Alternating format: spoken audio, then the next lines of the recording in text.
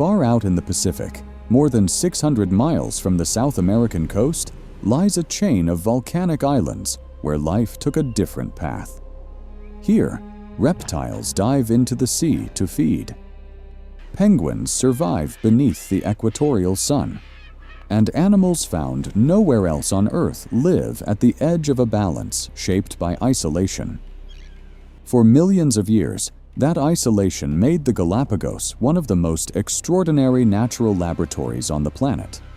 But now, the very forces that once protected these islands are beginning to turn against them. The water is changing. Food is becoming less predictable. And some of the rarest species on Earth are being pushed to their limit. In a place built by adaptation, survival is entering a new era. Scattered across the equatorial Pacific, the Galápagos Islands rise from the ocean like fragments of a restless Earth. They were born from fire.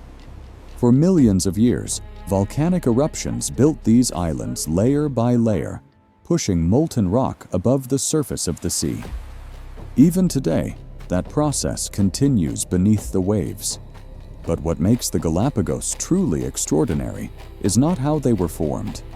It's their isolation. These islands were never connected to any continent.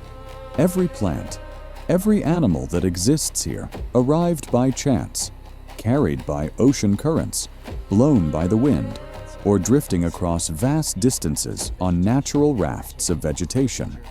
And once they arrived, they stayed. Cut off from the rest of the world, life here followed its own course. Without large land predators, many species lost their fear. Birds nest on the ground. Reptiles move openly in daylight. Distance, not defense, became their greatest protection. Over generations, small differences began to appear. On one island, food might be abundant. On another, scarce. Some environments are humid and green. Others are dry, shaped by lava and salt. These subtle contrasts reshaped entire species. Nowhere is that more evident than in a group of small, unassuming birds, the finches that helped Charles Darwin recognize a powerful idea, that life is not fixed. It adapts. It changes. It responds to pressure. But adaptation takes time. And today, the pace of change in the Galápagos is accelerating. Ocean currents that regulate temperature and nutrients are becoming less stable. Seasonal patterns shift. Periods of abundance and scarcity grow less predictable. For species that evolved in isolation, with highly specialized behaviors, or even small disruptions can have large consequences. Still, life continues.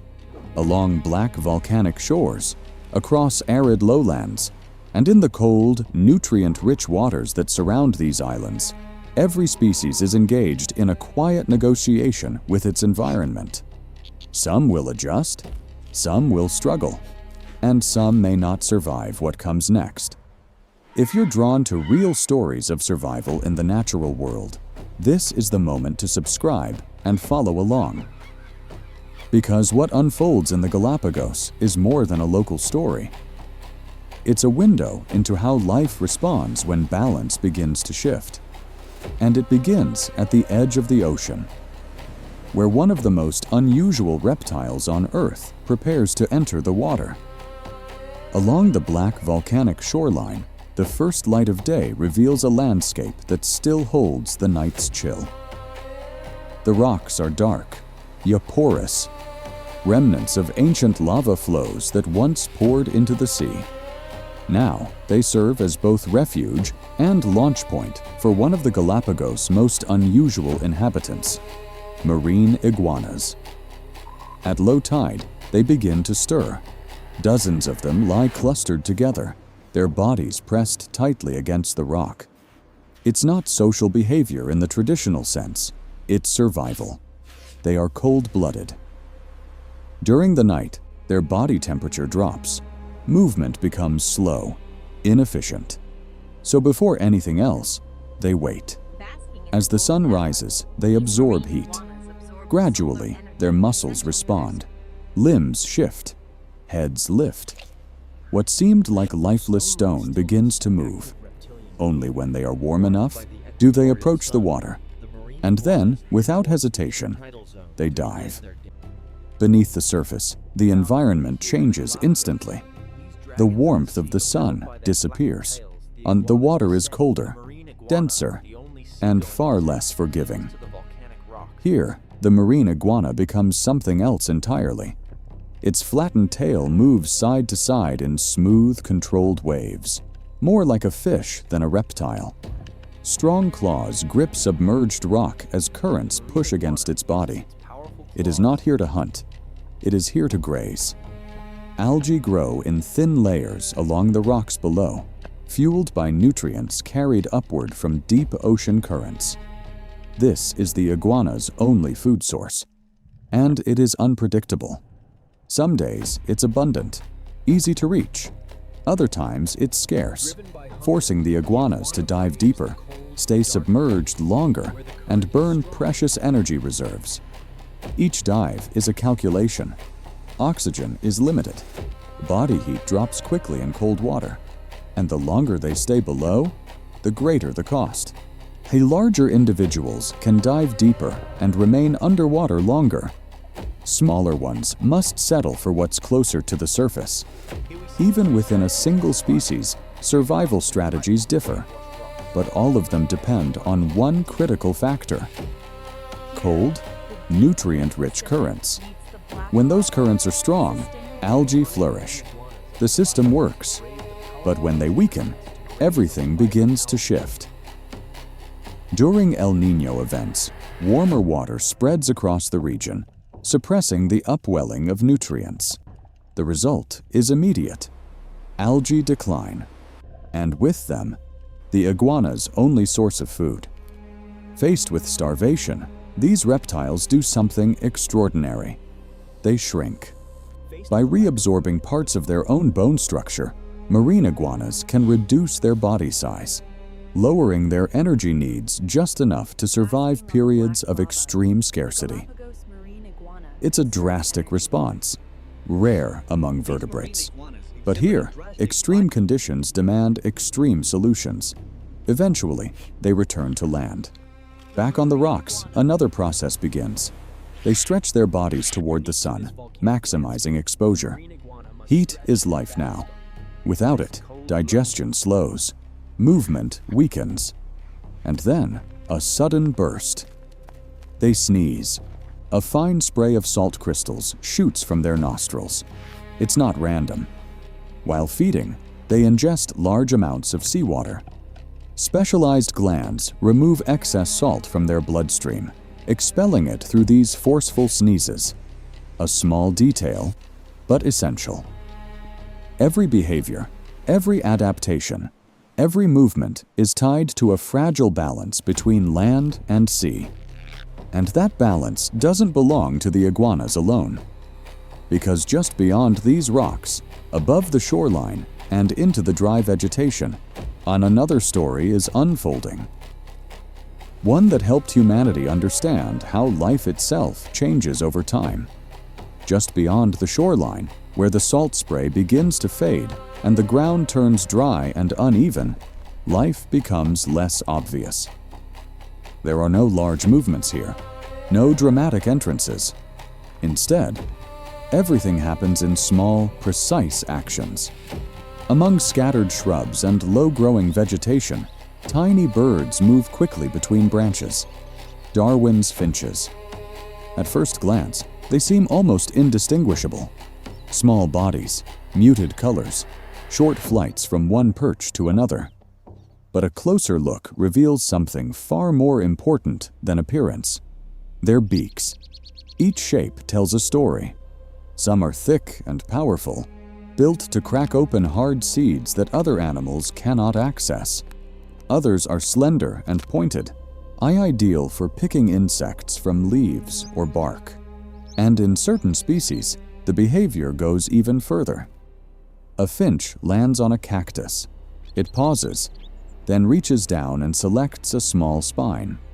Holding it carefully in its beak, It inserts the tool into a crevice in the bark, extracting a hidden insect. Tool use. A level of problem-solving rarely seen in birds this small. But here, intelligence is not a luxury. It's a response to limitation. Each island presents a slightly different challenge. Variations in rainfall, soil, and vegetation create subtle shifts in available food. Over time, those differences shape survival. In dry years, seeds become tougher, harder to crack. Only birds with stronger, deeper beaks succeed. In wetter periods, softer foods return, and other beak shapes become advantageous. These shifts don't take thousands of years. They can happen within a few generations. A population can change, visibly, based on the conditions of a single season. It's evolution, not as a distant concept, but as a living, ongoing process. But not all pressures are natural. In recent decades, a new threat has entered this system: a parasitic fly. Almost invisible to the human eye, it has a devastating impact. The adult lays its eggs inside finch nests. When the larvae hatch, they feed on the blood of the chicks, often at night, when the young birds are most vulnerable. The result is severe: weakness, deformities, death. Entire broods can be lost. For a species that evolved in isolation, without exposure to such parasites, there are few defenses. It is an imbalance introduced from outside, and it's spreading. Above this quiet struggle, the sky tells a different story. Out over the open water, larger birds move with purpose. Blue-footed boobies. They glide just above the surface, scanning the ocean below. Their vision is sharp, tuned to detect subtle flashes of movement beneath the waves. Then, suddenly, they fold their wings and dive. They hit the water at high speed, slicing through the surface with precision.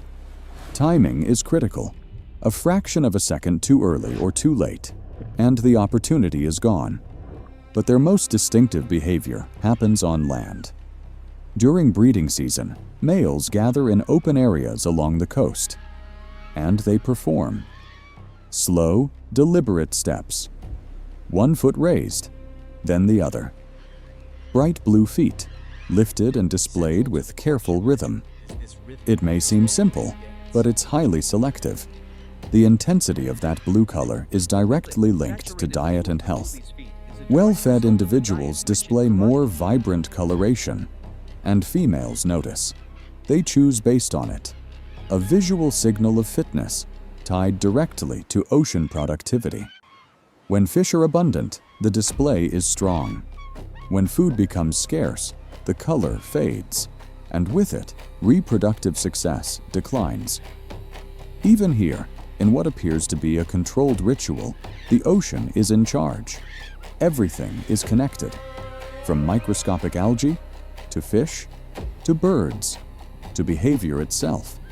And as the day progresses, that connection becomes even more apparent along the shoreline, where movement increases and competition becomes impossible to ignore. Where land meets ocean, the stillness of the inland terrain gives way to constant motion. Waves roll in, break against the rocks, and spread across stretches of sand shaped by tides and time. This is a place of activity, and of tension. Scattered along the shoreline, groups of sea lions occupy the beach. At first, the scene feels almost relaxed. Young individuals dart through shallow water, twisting and turning with surprising agility. They chase one another, dive beneath small waves, and resurface in bursts of energy that seem more like play than survival. But beneath that surface, structure defines everything. Adult males hold territory. Each one claims a section of beach, sometimes only a few meters wide, but within it lies access to something critical: females. And where territory exists, conflict follows. Two males approach each other. They raise their heads, extend their necks and vocalize. Deep, echoing calls that carry across the shoreline. It's a warning. Sometimes that's enough. But not always. When neither backs down, they collide. As bodies slam together, teeth flash, sand scatters beneath them. The fights are brief, but decisive. Energy is too valuable to waste. Injury, even minor, can have consequences that extend far beyond the moment. Eventually, one retreats, the other remains. Control is established, at least for now. Nearby, the focus shifts. Females rest between trips to the ocean, while pups stay close, still learning how to navigate both land and water. Each pup must recognize its mother in a colony filled with hundreds of voices. They rely on sound. Every call is distinct. A complex vocal signature that allows mother and offspring to reunite after hours or even days apart. Without it, survival would be unlikely. But the real test begins in the water. When sea lions leave the shore, their behavior changes completely. On land, they are social. In the ocean, they become hunters. They move with speed and precision, chasing schools of fish, turning sharply, coordinating movement when necessary. But even here, they are not alone at the top. Further out, where the seafloor drops away and visibility begins to fade, another presence moves through the water. Unseen at first, a Galápagos shark. It does not rush.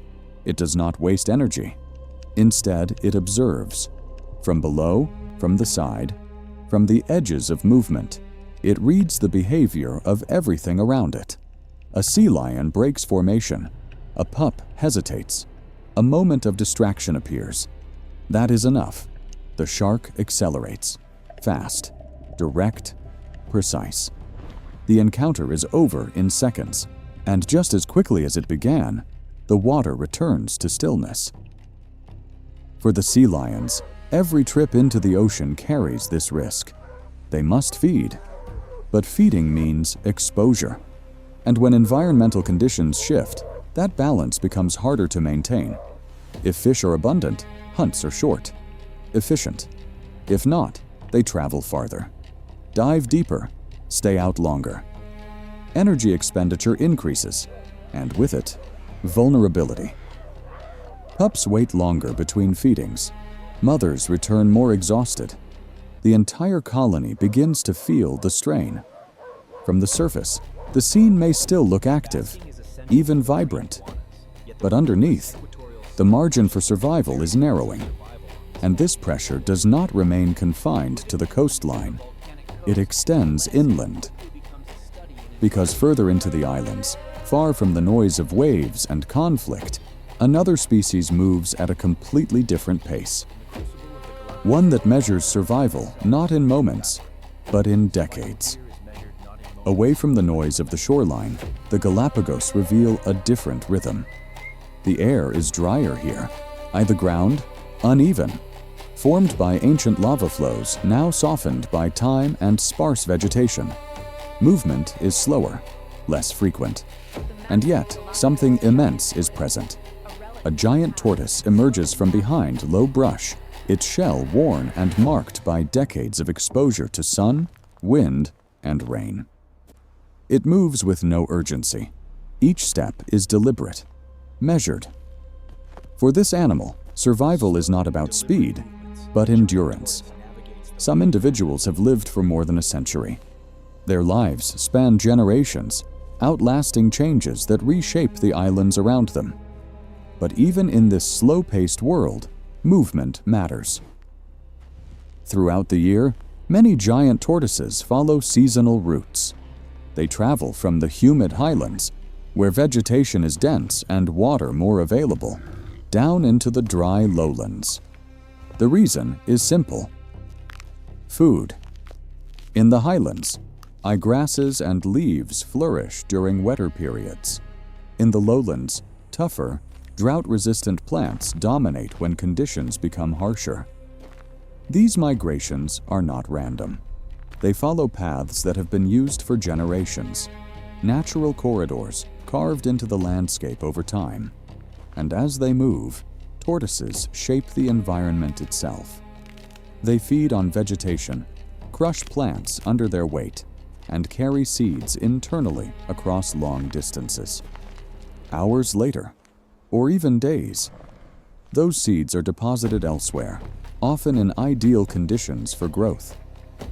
Entire plant communities depend on this process. Without the tortoises, the landscape would begin to change. But this ancient relationship has been disrupted. When humans first arrived, they brought other animals with them, intentionally and unintentionally. Among them, goats, highly adaptable, fast breeders, constant grazers. In some areas, goat populations exploded. They consumed vegetation rapidly, stripping entire sections of land bare. For the tortoises, this created direct competition, but not an equal one. Where tortoises move slowly and feed selectively, goats consume aggressively and in large quantities. The result was severe. Habitats degraded. Food sources declined. In some regions, tortoise populations struggled to survive. Today, large-scale conservation efforts have removed goats from many islands, and slowly, the vegetation is returning. But another challenge remains: reproduction. Female tortoises leave the highlands and travel to specific nesting areas, often in dry, open ground where soil retains heat. There, they dig. Carefully, methodically, using their hind legs to carve out a chamber in the earth. Then, they lay their eggs. Once finished, they cover the nest and leave. There is no parental care. From that moment on, everything depends on the environment. Temperature plays a critical role. Warmer conditions tend to produce more females. Cooler temperatures favor males. Even slight shifts can influence the balance of an entire population over time. And then there are predators. Introduced species, such as rats, locate nests with ease. Many eggs never hatch. Those that do face immediate challenges. The hatchlings emerge small, vulnerable, and alone. No protection, no guidance, only instinct drives them forward. They must find shelter, avoid predators, begin feeding, all within a landscape that offers no second chances. Very few survive to adulthood, but those that do become part of a lineage that has endured for thousands of years. Today, my conservation programs intervene where necessary. Eggs are sometimes collected and incubated in controlled environments. Young tortoises are raised until they are large enough to withstand predators, then reintroduced into the wild. It is a careful balance, supporting survival, without removing the natural processes that define the species. If you're following this journey, this is a moment to support the channel and stay connected to stories like this. Because places like the Galápagos don't just reveal how life survives. They show how fragile that survival can be. And not far from these dry landscapes, in cooler waters shaped by powerful ocean currents, another unexpected species continues its own struggle, one that, at first glance, seems completely out of place. Along certain stretches of the archipelago is where cold ocean currents brush against volcanic rock, an unexpected silhouette appears. Small, upright, unmistakable, a penguin. The Galapagos penguin is the only species of its kind found naturally near the equator. At first glance, it seems out of place, an animal associated with ice, surviving in a landscape defined by heat and sun. But its presence here is no accident. It is the result of a narrow and fragile set of conditions. Beneath the surface, cold currents rise from the depths, carrying nutrients upward. These nutrients fuel plankton, which support fish, and in turn, sustain the penguins. Without this upwelling, the entire system would collapse. And so, unlike their Antarctic relatives, these penguins are not shaped by extreme cold, but by the constant risk of overheating. During the hottest parts of the day, they avoid land whenever possible. Instead, they remain in the water, where temperatures are lower and movement is easier. When they do come ashore, they seek shelter. Shade becomes critical. They retreat into lava crevices, narrow caves, or any natural formation that offers protection from direct sunlight. Even posture matters.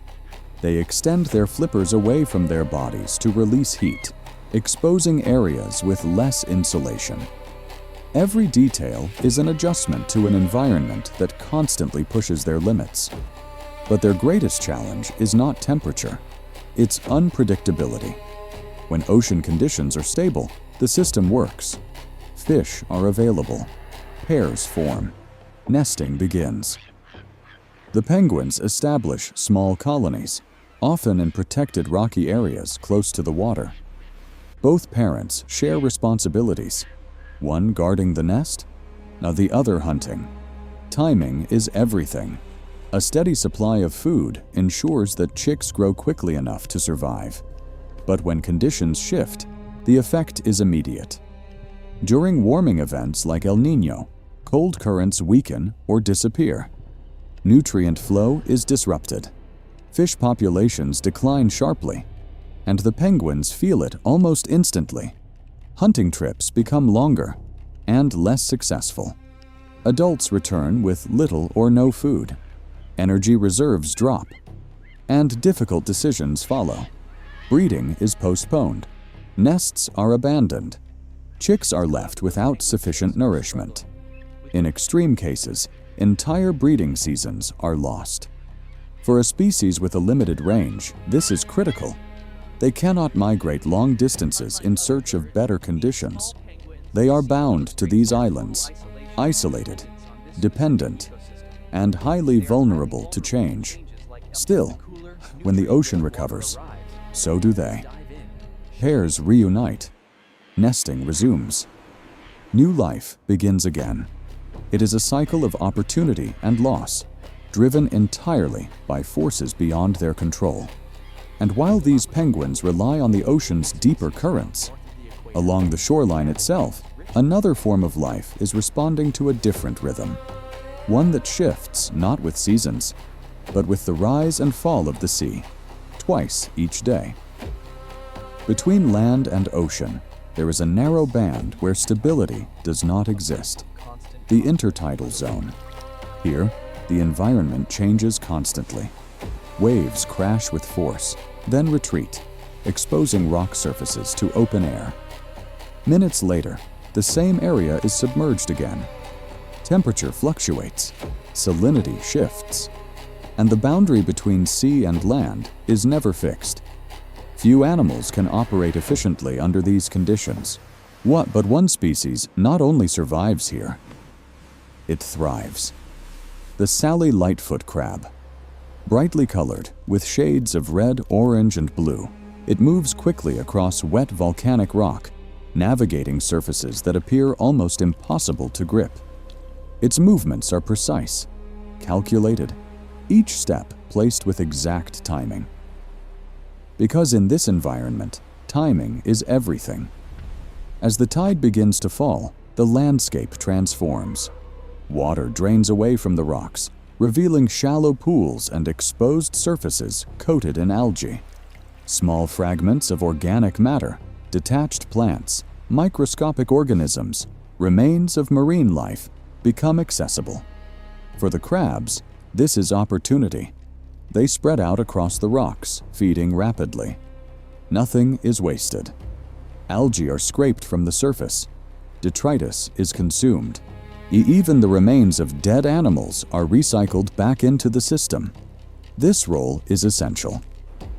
By removing organic buildup, these crabs help maintain balance in a space where decomposition must happen quickly to prevent instability. They are part of a continuous cleaning process, one that supports countless other forms of life in this narrow zone. But the window is short. The ocean is already returning. As the tide rises, waves begin to reclaim the rocks.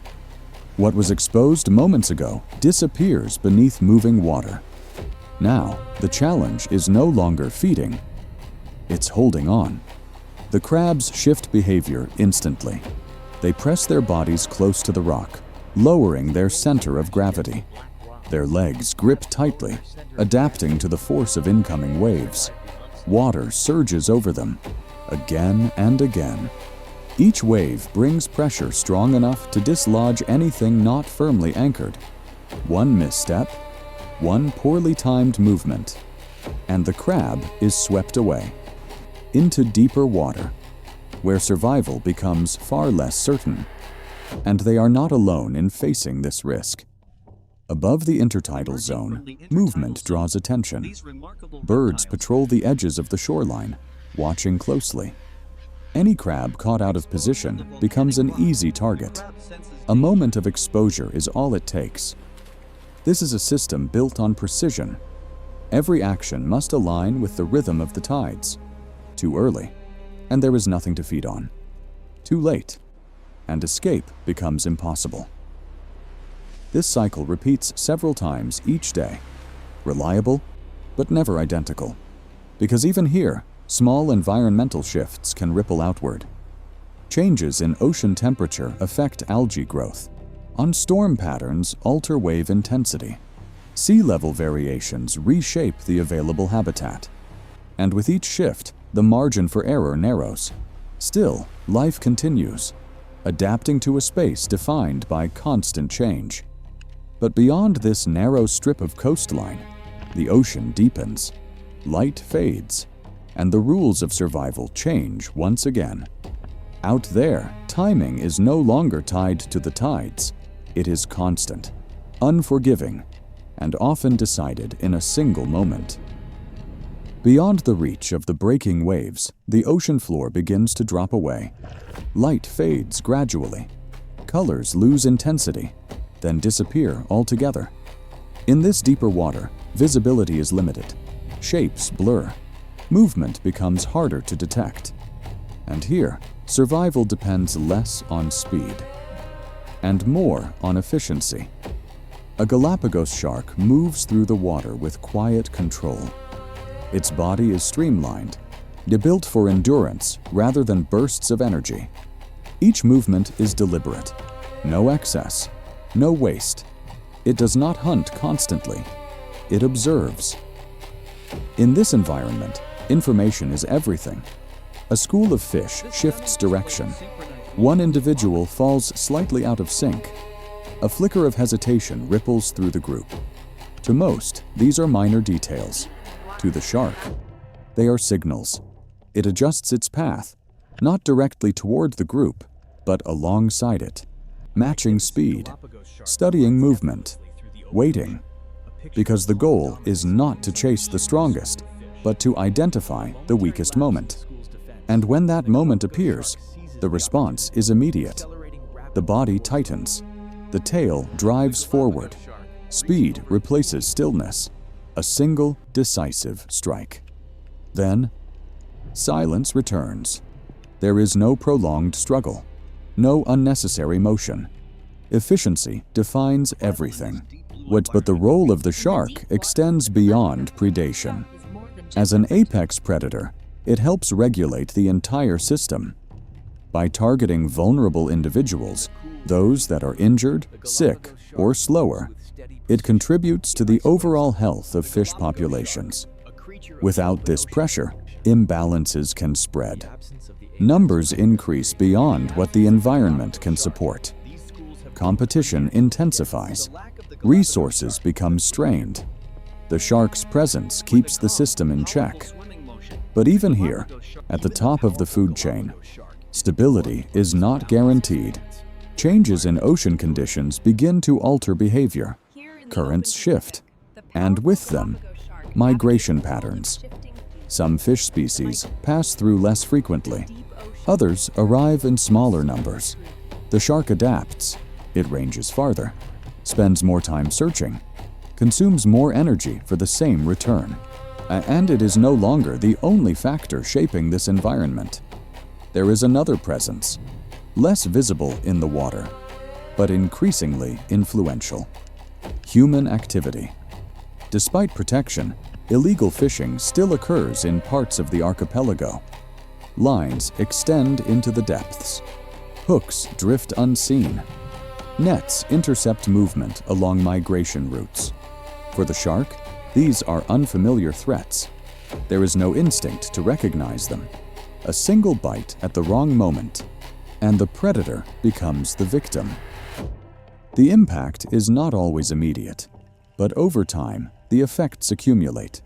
Fewer sharks alter the structure of the ecosystem. Prey populations shift. Balance begins to change. It is a pressure that does not belong to the natural rhythm of these waters, and yet, it is now part of the system. Still, the ocean continues its motion. Currents flow. As predators hunt, life adapts. But beyond the water's surface, on land shaped by human presence, another layer of this story unfolds. One that does not depend on instinct, but on choice. Compared to most inhabited places on Earth, the Galápagos feel almost untouched. There are no large cities, no industrial skylines, no overwhelming human footprint. And yet, people are here. Small communities exist across a handful of islands. Life moves at a different pace. Boats leave early in the morning, returning with modest catches. Supplies arrive from the mainland. Daily routines are shaped as much by the environment as by necessity. At first glance, the relationship between humans and nature here appears balanced. And in many ways, it is. The Galápagos are one of the most carefully protected ecosystems in the world. Tourism is tightly regulated. Visitors cannot simply move freely across the islands. Access is controlled, routes are defined, and interaction with wildlife is strictly limited. Distance matters, not just for safety, but for preservation. Animals here evolved without fear of humans. That makes them uniquely vulnerable to disturbance. So the responsibility falls on those who arrive. To observe without interfering. To move through the environment without altering it. Local guides play a central role in maintaining that balance. Many were born on these islands. Others have spent decades learning them. They understand patterns that are not always visible, subtle changes in animal behavior, seasonal variations that shift from one year to the next, signs that something, somewhere, is out of place. Their knowledge connects scientific research with lived experience. But not all human impact is intentional. Over time, species have been introduced, sometimes accidentally. Insects carried in cargo, rodents arriving on ships, plants transported unknowingly. In an ecosystem shaped by isolation, even the smallest introduction can have significant consequences. Without natural predators, invasive species can spread rapidly. They compete with native plants. They prey on eggs and young animals. They alter habitats that evolved under very specific conditions. The result is subtle, but persistent. A slow shift away from equilibrium. To counter this, conservation efforts operate continuously. Some are highly advanced: satellite tracking, genetic monitoring, long-term ecological studies. Others are direct and physical, removing invasive species, protecting nesting areas, restoring damaged habitats. It is an ongoing process, one that requires coordination between scientists, local communities, and global support. Because the Galápagos are more than a national park, they are a global reference point, a place that helps us understand how ecosystems function and how they respond to change. If you've followed this journey so far, This is a moment to support the channel and stay connected to stories like this. Because awareness is part of preservation. But even with protection in place, there are forces no boundary can fully control. Forces that operate at the scale of oceans. And when they intensify, everything changes. Not all change arrives gradually. Sometimes, it unfolds in a matter of weeks. The first signs are easy to miss. Surface waters begin to warm. Subtle at first. Barely noticeable. But beneath the surface, something critical is happening. The cold, nutrient-rich currents that sustained life in the Galápagos begin to weaken. And with them, the foundation of the ecosystem starts to shift. This is El Niño, a natural climate event, but here, its effects are amplified. Without the upwelling of nutrients from the deep, productivity collapses. Plankton declines, and the consequences move quickly up the food chain. Along the rocky shoreline, marine iguanas are among the first to feel it. The algae they depend on begin to disappear. Dives become longer and less productive. Energy reserves drop. Bodies weaken. Some individuals shrink, literally reducing their size to survive. Others don't recover. Further offshore, fish populations begin to thin. The dense schools that once moved predictably through these waters become scattered or vanish altogether. For sea lions, the impact is immediate. Hunting trips stretch longer. Returns bring less food. Mothers struggle to meet the demands of their pups. Time becomes critical.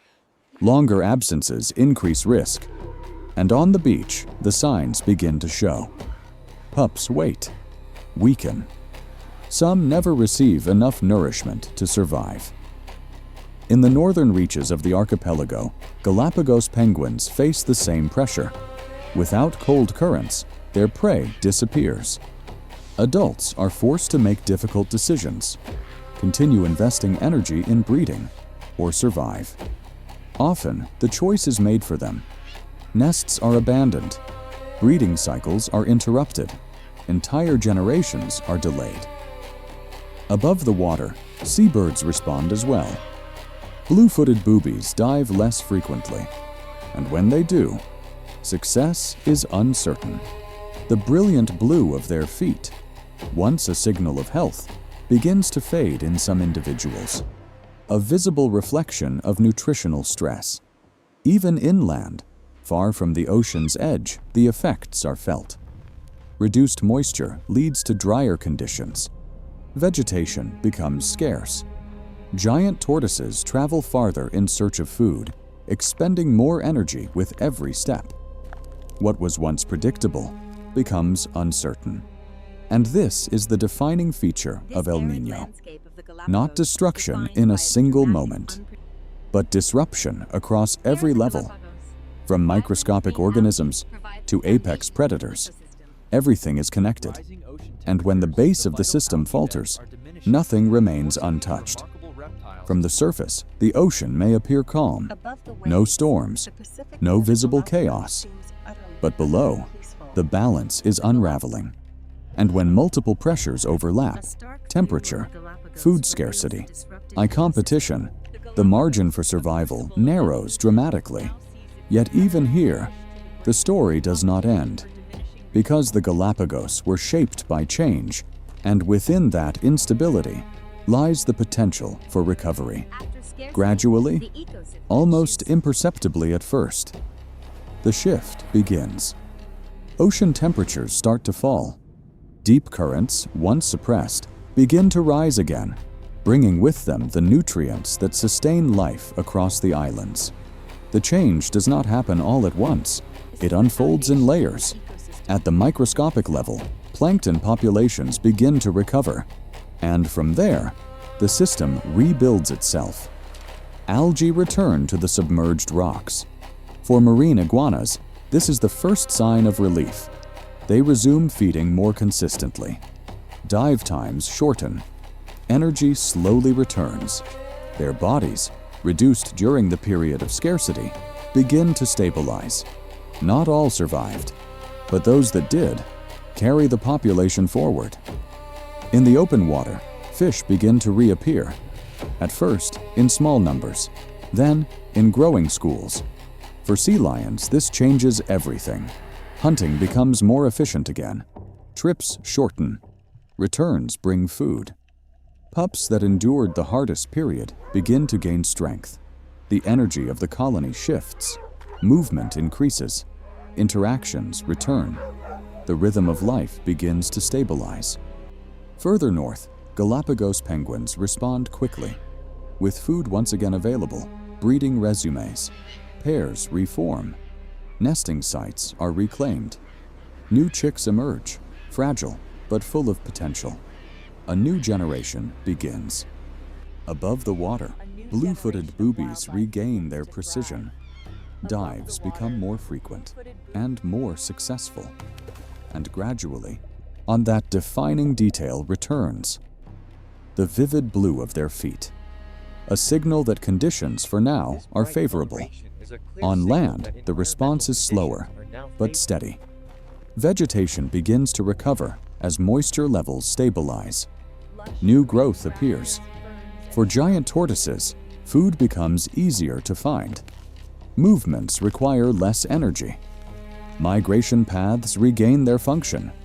The landscape begins to resemble what it once was, but not entirely, because no event like this passes without leaving a mark.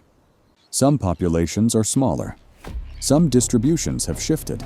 Some patterns have changed. The system does not return to what it was. It adapts. Again, a new balance forms. And alongside this natural recovery, human efforts continue. Monitoring, protection, intervention where necessary. A constant effort to ensure that recovery remains possible. But because resilience exists here, it is real, but it is not unlimited. And understanding that limit is part of preserving what remains. Far out in the Pacific Ocean, the Galápagos Islands remain one of the most extraordinary places on Earth. Not because they are untouched, but because they reveal with rare clarity how life adapts. Every species here tells a story shaped by isolation. Marine iguanas that learn to feed in the sea. Penguins that survive where they shouldn't. Giant tortoises that move through time itself. Each one part of a system built on connection and balance. A balance that has endured for millions of years. But today, that balance is being tested by natural forces that are becoming more intense and by human influence that continues to expand. Still, there is reason to look closely, because within the Galápagos, we see something essential. The ability of life to respond, to adjust, to endure, to begin again, but only within limits. These islands are more than a remote ecosystem. They are a living record of evolution in action. A reminder that even the smallest changes can shape the future of entire species. And that protecting places like this is not just about preserving the past. It's about safeguarding what comes next. If you've joined us on this journey, consider subscribing and continuing to explore the natural world. Because in a changing planet, understanding nature is no longer optional. And here, in the Galápagos, every detail still matters.